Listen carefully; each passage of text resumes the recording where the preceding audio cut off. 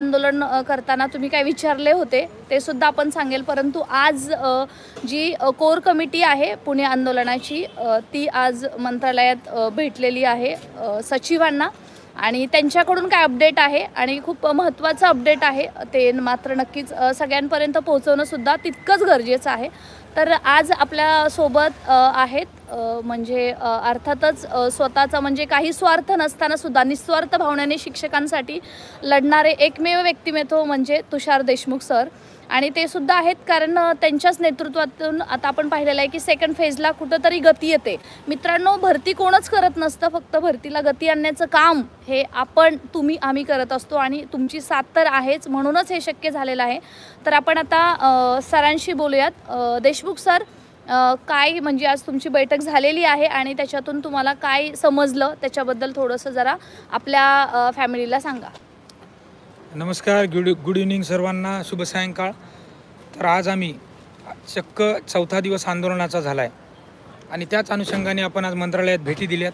मंत्रालयात अनुक्रमे मुख्यमंत्री, दोन्ही उपमुख्यमंत्री, ग्रामविकास मंत्री, ग्रामविकास सचिव, शालेय शिक्षण सचिव, उपसचिव या सर्वांच्या, शिक्षण मंत्री, ग्रामविकास मंत्री या सर्वांच्या निवेदनाद्वारे भेटी घेतल्या। 4 दिवसाच्या आंदोलनाची अपडेट दिली। आपल्या मागण्यांसंबंधी शासन प्रशासनाने अद्यापर्यंत कुठलीही दखल घेतली नाही, त्यामुळे आपण आता उद्विग्न होऊन अभियोग्यताधारकांनी पुढील पाऊल आक्रमक स्वरूपाचं टाकण्याचा इशारा दिला आहे।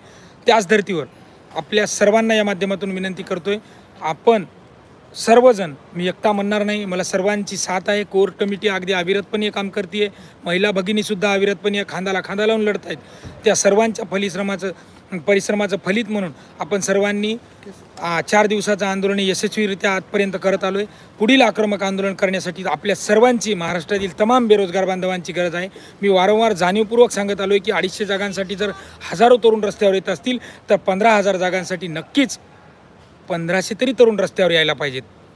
तर मित्रांनो, आता ही शेवटची विनंती करतो, येत्या 2 दिवसामध्ये आपण पुण्यामध्ये जास्तीत जास्त संख्येने दाखल व्हा, तेव्हाच या लढणाऱ्यांना बळ येईल आणि हे नक्कीच आता आत्मक्लेश आंदोलनाच्या वाटेनं आम्ही पुढचं पाऊल टाकतोय। आणि त्याबाबत आज प्रत्यक्ष केसरकर साहेब या सर्वांना निवेदनाच्या प्रती पोहोचल्यात।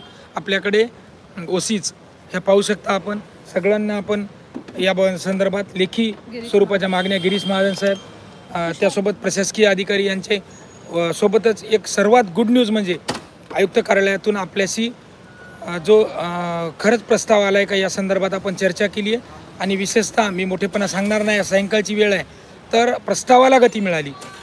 तो प्रस्ताव तिथून आला होता, परंतु तो प्रस्ताव आज आल्यानंतर स्वतः व्यक्तिशः उपसचिव साहेबांनी, काही जण माहिती घेऊ शकतील, शिक्षण विभागाशी कनेक्टेड असणारी आपल्या शिक्षक भरती लोक आहेत, त्यांनाही माझी विनंती आहे की आपणही माहिती घ्यावी। त्या प्रस्ताव आज आला होता, नक्कीच तो प्रस्ताव आल्याने त्यावर आज प्रत्यक्ष कारवाई सुरू झाली। शिक्षण विभागाकडून, शालेय शिक्षण आयुक्त कार्यालयाकडून उपसचिव कार्यालयात शालेय शिक्षण विभागाकडे तो प्रस्ताव प्राप्त झाला आहे आणि आज त्याला गती मिळाली। त्या आपल्या सर्वांच्या आशीर्वादामुळं, व्यक्तिशः आमच्यामुळे म्हणणार नाही, ते क्रेडिट नको आहे, ते क्रेडिट द्यायचं की नाही ती सत्यता माहिती झाल्यानंतर तुम्ही नक्कीच देणार, यातील मात्र शकणार नाही, पण आज ते क्रेडिट नको आहे। फक्त आपल्या सर्व 15,000 बांधवांना न्याय मिळावा एवढीच माफक अपेक्षा आहे आणि सर्वांना परत सांगतोय, आवाज बसलाय तुमच्याशी संवाद साधू की आपल्या सर्वांना विनंती करतोय की तुम्ही सर्वजण या। तर आपण नक्कीच आलात, हा यशस्वीतेकडे जाणारा लढा नक्कीच आपल्याला मोठं फलित देऊन जाणारा असेल। तर मित्रांनो, आपण नक्की याच, ही आर्तहाक, ही आर्तसाद आपण नक्कीच ऐकाल हीच अपेक्षा ठेवतो।